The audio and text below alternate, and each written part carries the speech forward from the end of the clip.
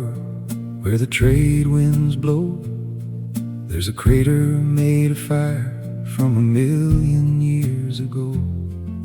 The ancients called it Puowaina, the hill of sacrifice. Before the world was broken, before we paid the price.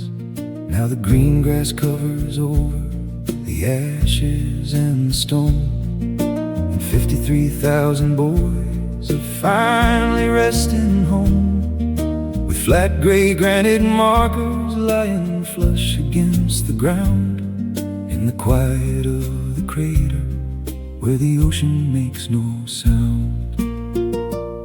Sleep well on the hill of sacrifice, where the Pacific sun comes rising through the trees. You cross the water when the world was burning down. Now you're anchored in the shadow of the breeze. Lady Columbia is watching from the stairs, with a laurel branch of peace held in her hand. Sleep well on the hill of sacrifice, the quietest acreage in the land. There are 28,000 names carved in the marble walls, the courts of the missing where the morning shadow falls. Men who vanished in the jungle, men who sank beneath the wave, with nothing but a memory and an empty, quiet grave.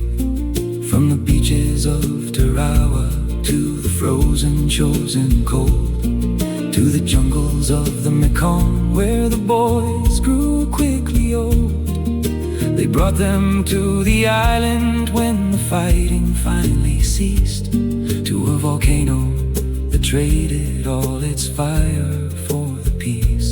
Sleep well on the hill of sacrifice, where the Pacific sun comes rising through the trees. You crossed the water when the world was burning down. Now you're anchored in the shadow of the breeze. Lady Columbia is watching from the stairs, with a laurel branch of peace held in her hand. Sleep well on the hill of sacrifice, the quietest acreage in the land. Ernie Pyle is resting here.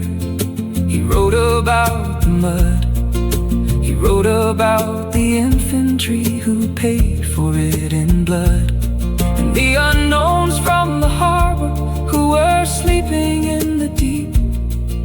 They brought them up the mountain for a better place to sleep. The earth was born in violence, but it softened in the rain, a fitting place to lay them down and wash away the pain.